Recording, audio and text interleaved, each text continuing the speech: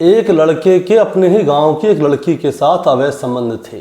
जब उसके परिवार वालों को पता चलता है कि उनके लड़के के अपने ही गांव की लड़की के साथ अवैध संबंध है, तो परिवार वाले सोचते हैं कि क्यों ना इसकी शादी एक खूबसूरत सी लड़की के साथ कर दी जाए ताकि ये उस गांव की लड़की को छोड़ दे। तो परिवार वाले उसकी एक खूबसूरत सी लड़की से शादी करवा देते हैं ताकि ये गांव की लड़की को छोड़ दे। लेकिन जब परिवार वाले उसका पीछा करते हैं तो पता चलता है कि शादी के बाद भी उनके लड़के के उस गांव की लड़की के साथ में अवैध संबंध है। अब जब उसके परिवार के लोग जब उसकी बीवी को बताने की सोचते हैं कि तुम्हारे पति के तो पहले से किसी के साथ अवैध संबंध है, तो परिवार वाले लोगों को पता चलता है कि उसकी पत्नी के भी पहले से किसी और के साथ अवैध संबंध है। अब दोस्तों, जैसे ही इसके परिवार वालों को ये पता चला कि उसकी पत्नी के भी पहले से किसी और के साथ अवैध संबंध है, यहीं से एक नहीं बल्कि 2 कत्लों की कहानी लिख दी जाती है और 2 कत्ल हो भी जाते हैं। दोस्तों, जब लोगों को बाद में पता चला कि ये 2 कत्ल किस लिए हुए हैं, तो उसकी वजह को जानकर लोग सोचने पर मजबूर हो गए कि इस वजह के लिए 2 लोगों का कत्ल भी किया जा सकता है। दोस्तों, कहानी शुरू करूंगा उससे पहले मैं आपसे बस यही कहना चाहूँगा कि अगर आप चैनल पे नए हैं तो चैनल को सब्सक्राइब कर दीजिएगा ताकि रोजाना शाम को 8 बजे मैं आपके लिए एक सच्ची घटना पर आधारित कहानी लेकर आ सकूं। नमस्कार दोस्तों, मैं गौरव शर्मा और आप देख रहे हैं गौरव शर्मा सफ़र। दोस्तों, आज की जो सच्ची घटना मैं आपको सुनाने जा रहा हूँ, ये सच्ची घटना है राजस्थान के करौली की, और करौली का ही एक थाना लगता है मासनपुर। दोस्तों, मासनपुर की मैं बात कर रहा हूँ 30 अक्टूबर 2024 की सुबह लगभग 7:30 बजे का समय होता है। यहाँ पर मसलापुर कड़ी बाजने एक रोड पड़ता है। वहाँ पर भोजपुर से लगभग 1.5 या 2 किलोमीटर की दूरी पर जंगल में एक सेंट्रो कार खड़ी हुई थी और उस कार का नंबर RJ45C 8446 था। दरअसल होता क्या है दोस्तों, सुबह सुबह का समय होता है तो लोग क्या है अपने अपने काम पर जा रहे होते हैं, तो वो देखते हैं कि सड़क के किनारे पर एक कार खड़ी हुई है। तो उन्हीं लोगों में से कोई क्या करता है, उस कार में झांक कर देखने की कोशिश करता है कि आखिर ये कार यहाँ पर क्यों खड़ी हुई है। तो पता चलता है कि ड्राइविंग सीट पर एक आदमी जो है मरा हुआ पड़ा हुआ है और उसके पीछे वाली सीट पर एक औरत मरी हुई पड़ी है। अब जैसे ही लोगों को पता चलता है कि कार के अंदर 2 लाशें हैं, तो वो लोग क्या है घबरा जाते हैं और आसपास के सभी लोगों को बताना शुरू कर देते हैं कि देखो कार के अंदर 2 लाशें हैं। अब जैसे ही इस डबल मर्डर केस के बारे में वहाँ पर शोर होता है तो आसपास के इलाके के सभी लोग क्या है उस कार के पास इकट्ठा होना शुरू हो जाते हैं और साथ ही साथ मसलनपुर थाने को रिपोर्ट की जाती है कि यहाँ पर देखो कार के अंदर में 2 लाशें पड़ी हुई हैं। अब मासनपुर पुलिस थाना हो या फिर आसपास की पुलिस चौकियाँ हो, उन सभी की पुलिस वहाँ पर पहुँच जाती है और साथ ही साथ बड़े बड़े आला अधिकारी भी वहाँ पर पहुँच जाते हैं ये जानने के लिए कि आखिर ये 2 लाशें किसकी हैं, ये लोग कहाँ के रहने वाले हैं और इनका कत्ल किसी ने किया है तो क्यों किया है। अब दोस्तों, पुलिस क्या करती है, इनके बारे में जांच पड़ताल करने की कोशिश करती है, लेकिन कुछ भी जांच पड़ताल में पता नहीं चलता कि ये कौन है कौन नहीं है। लेकिन जब इनकी गाड़ी की तलाशी ली जाती है तो गाड़ी की तलाशी में जो डैशबोर्ड होता है उसमें उस गाड़ी का RC निकलती है और बीमा निकलता है।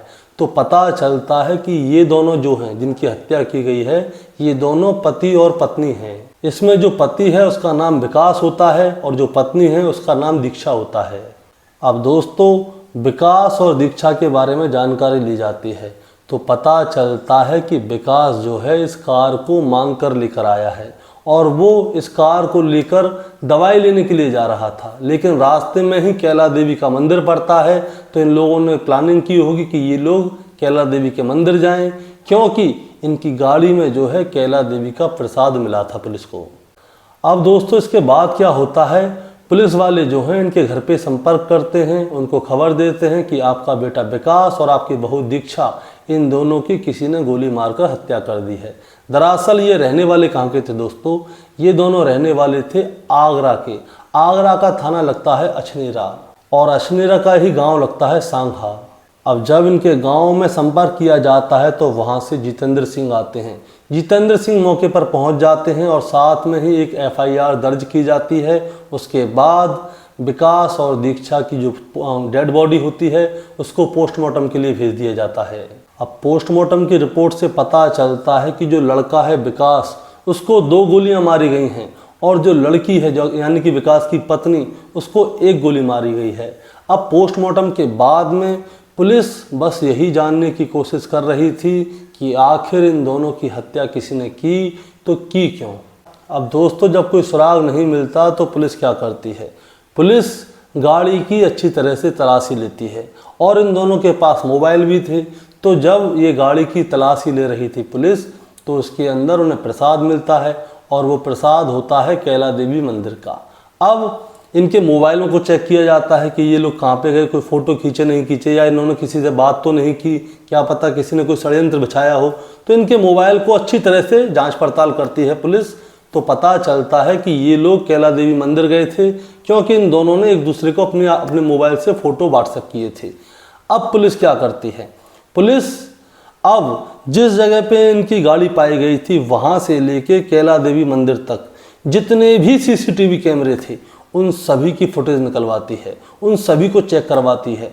टोटल जो कैमरे थे वो थे 300। अब उनको क्यों चेक करवाया दोस्तों, मैं आपको बताना चाहूँगा। पुलिस बस ये देखना चाह रही थी कि ये जो इनकी गाड़ी है वो कहाँ कहाँ होके गुजरी है, इन्होंने कितने मोड़ लिए हैं, कितने टोल प्लाजा पार किए हैं और कहाँ पे ये रुके हैं, कहाँ पे खाना खाया है, कहाँ पे क्या क्या किया है। तो अब क्या है, सारी फुटेज को देखते देखते पुलिस सीधे कैला देवी मंदिर पहुंच गई। अब जब कैला देवी मंदिर पहुंच जाते हैं पुलिस वाले, फुटेज को चेक करते करते, तो पता चलता है कैला देवी में जब ये दोनों लोग दर्शन करने गए थे तो इनके साथ में एक आदमी और देखा गया था। अब वो आदमी कौन देखा गया था, अब इसके बारे में पुलिस वाले जांच पड़ताल करते हैं, क्योंकि वो आदमी जो था वो इन्हीं के साथ था, इन्हीं के गाड़ी के आसपास घूम रहा था, इनकी गाड़ी में बैठ के जा भी रहा था। तो पुलिस वाले क्या करते हैं, उसकी फ़ोटो बाहर निकलवाते हैं। अब फ़ोटो बाहर निकलवाते हैं तो उसके बारे में जांच पड़ताल करते हैं कि ये आदमी कौन है। तो पता चलता है वो राजस्थान के धौलपुर का रहने वाला था और उसका नाम था चमन खान। अब पुलिस वाले क्या है, जो चमन खान है उसका फ़ोटो जब इसके परिवार के लोगों को दिखाते हैं तो वो बता देते हैं ये तो चमन खान है। अब पुलिस वाले पूछते हैं कि चमन खान कौन है और आप लोग इसको कैसे जानते हैं। तो पता चलता है एक शख्स है रामबरण, और रामबरण का नौकर है ये चमन खान। और ये चमन खान इन लोगों के साथ दवाई लेने भी गया था और कैला देवी के मंदिर भी गया था और वहाँ से इनके साथ वापस भी आया था। अब दोस्तों, जो परिवार के लोग होते हैं उनसे क्या है, चमन खान का नंबर लिया जाता है और उसको डाल दिया जाता है सर्विलांस पे कि इस वक्त चमन खान कहाँ पे है। और ये वाली बात किसी को नहीं बताई जाती कि पुलिस चमन खान को ढूंढने के लिए लग गई है। अब जैसे ही चमन खान का नंबर सर्विलांस पे डालते हैं तो उसकी लोकेशन मिल जाती है। अब लोकेशन जैसे ही मिलती है तो पुलिस तपाक से वहाँ पर पहुँच जाती है और चमन खान को वहीं से उठाकर ले आती है। अब थाने में बैठा लेती है पुलिस चमन खान को और उससे पूछती है कि बताओ तुमने क्या क्या किया, कैसे कैसे किया। तो चमन खान पहले तो अपनी बातों को बदल रहा होता है और इधर उधर की बातें कर रहा होता है, लेकिन जब पुलिस अपने तरीके से पूछती है तो वो सीधे सीधे अपने मालिक रामबरण का नाम ले लेता है। अब पुलिस सीधे रामबरण के घर पे जाती है और उसको उठाकर लाती है। अब रामबरण के साथ में भी पुलिस सख्ताई बरतती है। अब जब सख्ताई बरतती है तो रामबरण भी एक और शख्स का नाम लेता है और वो नाम लेता है अपनी सगी बहन ललिता का, ललिता उर्फ लालू का। ललिता उर्फ लालू को 31 अक्टूबर 2024 की सुबह ही उसके घर से गिरफ्तार कर लिया जाता है और अब ललिता को पुलिस थाने में बिठाया जाता है और उससे सच्चाई पूछी जाती है कि बताओ तुमने ऐसा किया तो किया क्यों। और उसके बाद ललिता अपनी जो कहानी सुनाती है तो दोस्तों उस कहानी को सुनकर आप भी चौंक जाएंगे। दरअसल आज से 10 महीने पहले यानी कि जनवरी 2024 को ललिता ने विकास की जो शादी है दीक्षा के साथ करवा दी थी। उसकी वजह क्या थी? उसकी वजह ये थी कि जो विकास है वो गांव की ही एक लड़की से प्यार करता था और उसका गांव की ही उस लड़की के साथ में अवैध संबंध थे। अब अवैध संबंध का उसकी माँ को पता चल जाता है, उसके परिवार के लोगों को पता चल जाता है। अब पता चलता है तो उसकी माँ उसको बार बार समझाती है लेकिन विकास मानता नहीं है।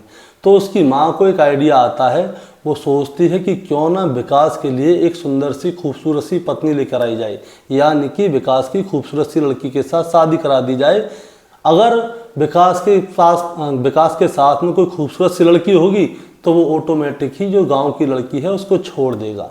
अब परिवार के लोग क्या करते हैं, विकास के लिए लड़की ढूंढना शुरू करते हैं और उन्हें एक बहुत खूबसूरत सी लड़की मिल भी जाती है जिसका नाम होता है दीक्षा।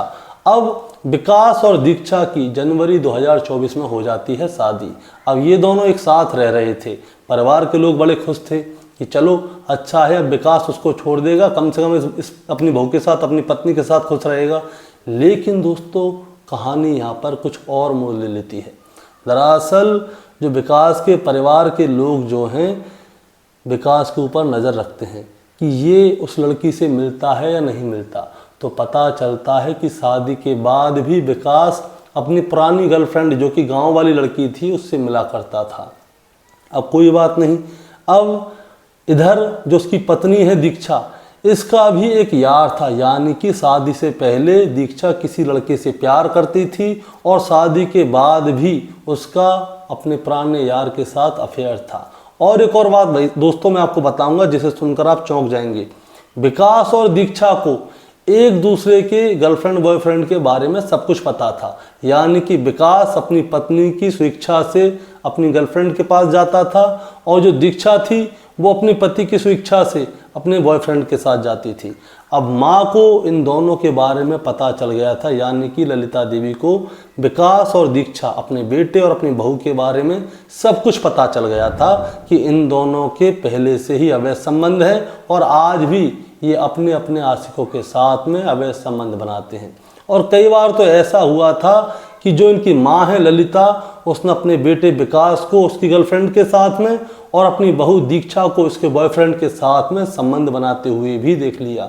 अब जो ललिता थी वो इनको बार बार समझाती थी कि ये सब गलत है, ये सब छोड़ दो, तुम दोनों की शादी हो गई है, अपने परिवार को देखो, अपने आप को देखो। लेकिन विकास और दीक्षा इनको कोई भी मतलब नहीं, ये दोनों क्या है अपनी अपनी आशिकी में डूबे हुए थे। अब इनकी जो माँ है वो इन दोनों से बहुत ज़्यादा परेशान हो जाती है और उसके बाद में क्या होता है दोस्तों, जब पानी नाक से ऊपर चला जाता है तो जो ललिता है वो अपने भाई रामबरन को फ़ोन करती है और अपने घर पे बुलाती है और सारी की सारी कहानी सुना देती है कि मेरी बहू और मेरे बेटे ऐसे ऐसे करते हैं। अगर पूरे गांव में किसी को पता चल गया तो हमारे गांव में हमारी नाक कट जाएगी, हमारी कोई इज्जत नहीं रहेगी, हम बदनाम हो जाएंगे। इसीलिए रामबरन और जो इसकी माँ है ललिता, वो लोग क्या करते हैं, एक प्लान बनाते हैं कि अपने बेटे और अपनी बहू की हत्या की जाए ताकि लोगों को ये पता भी ना चले कि मेरे बेटे और मेरी बहू की वजह से मेरा घर का नाम खराब हो रहा है। अब दोस्तों ये दोनों क्या है, अलग अलग प्लानिंग बनाते हैं। पहली प्लानिंग करते हैं कि क्यों ना इन दोनों को किसी नदी में डुबोकर मार दिया जाए, क्योंकि अब ये लोग डूब जाएंगे तो किसी को पता भी नहीं चलेगी और हमारा नाम भी खराब नहीं होगा। लेकिन क्या है, ये लोग सोचते हैं कि अगर बच गए तो हम फंस जाएंगे। अब इसके बाद में ये दोनों प्लानिंग बनाते हैं कि क्यों ना इन दोनों का एक्सीडेंट करवा दिया जाए, एक्सीडेंट में मर जाएंगे और हम फ्री हो जाएंगे। फिर मामा कहता है कि अगर ये एक्सीडेंट में बच गए, हाथ पैर टूट गए, बस उसके बाद में फिर इनकी सेवा करो। अब पानी में डुबाने का प्लान भी कैंसिल हो जाता है, अब एक्सीडेंट वाला प्लान भी कैंसिल हो जाता है। अब मामा क्या करता है, एक गाड़ी लेता है सेंट्रो गाड़ी की भी पूरी प्लानिंग थी कि ऐसा होगा कि विकास को हम गाड़ी चलाने के से बहाने कुछ ना कुछ ऐसा कर देंगे कि इसकी हत्या कर देंगे। अब क्या होता है दोस्तों, 30 अक्टूबर 2024 से तकरीबन 5 से 6 दिन पहले ही जो इसका मामा है वो अपने नौकर चमन खान को आगरा के अशनेरा गांव भेज देता है, तुम जाओ वहाँ पर उसको गाड़ी चलाना सिखाओ। अब उसके बाद में क्या होता है, जो चमन है 5 से 6 दिन तक इनके घर पे रहता है। अब 29 अक्टूबर को जो प्लानिंग होती है कि ऐसा है कि हम राजस्थान दवाई लेने जा रहे हैं और वहाँ से आते आते वापसी में आते आते कैला देवी जाएंगे और कैला देवी से होते हुए वापस आ जाएंगे। अब 29 अक्टूबर 2024 को चमन खान गाड़ी चलाता है, विकास और उसकी पत्नी दीक्षा गाड़ी के अंदर बैठे होते हैं। अब ये लोग पहले दवाई लेने जाते हैं, दवाई लेकर ये कैला देवी के मंदिर जाते हैं और वहाँ से चमन खान की पूरी प्लानिंग थी कि जितनी हो सके उतनी देर को आएंगे, यानी कि रात जितनी ज़्यादा हो जाए तभी आएंगे, ताकि रात के समय पे क्या है, रोड सुनसान हो जाते हैं। अगर दिन में कांड करेंगे तो पकड़े जाएंगे, तो क्यों ना रात हो तब आएँ। तो होता क्या है, चमन खान वहाँ से इनको जितनी हो सकता है उतनी लेट लेकर आता है वापस। अब दोस्तों रात होने लगती है। अब चमन, विकास और दीक्षा ये तीनों लोग गाड़ी में बैठते हैं और चमन गाड़ी चला रहा होता है। अब अंधेरा होना शुरू हो जाता है। अब क्या होता है, भोजपुर से तकरीबन 1.5-2 किलोमीटर पहले ही चमन गाड़ी रोक देता है और विकास से कहता है कि ऐसा करो तुम यहाँ से गाड़ी चलाओ, मैं तुम्हें बैठ के डायरेक्शन बताता जाऊँगा कि कैसे कैसे क्या क्या चलाना है। दरअसल इन लोगों ने पहले ही प्लानिंग की हुई थी कि चमन विकास और दीक्षा को गाड़ी के अंदर गोली मार देगा, लेकिन चमन की क्या है, हिम्मत नहीं हो पाती कि वो विकास और दीक्षा को गोली मार सके। तो होता क्या है, इसने पहले ही मामा को सारी लोकेशन दी हुई थी कि यहाँ से ऐसे ऐसे करके हम निकलेंगे, आप वहाँ पे मिल जाना। अब रास्ते में ही चमन का मालिक यानी कि विकास का मामा मिल जाता है। वो आता है, सीधे आते ही विकास में 2 गोली मारता है, चमन में 1 गोली मारता है और ये दोनों यहाँ से भाग जाते हैं, इन दोनों को मारकर रात के अंधेरे में। और ये लोग ये सोचते हैं कि पुलिस इनको पकड़ नहीं पाएगी, लेकिन पुलिस ने इस केस का खुलासा महज 24 घंटे के अंदर कर दिया।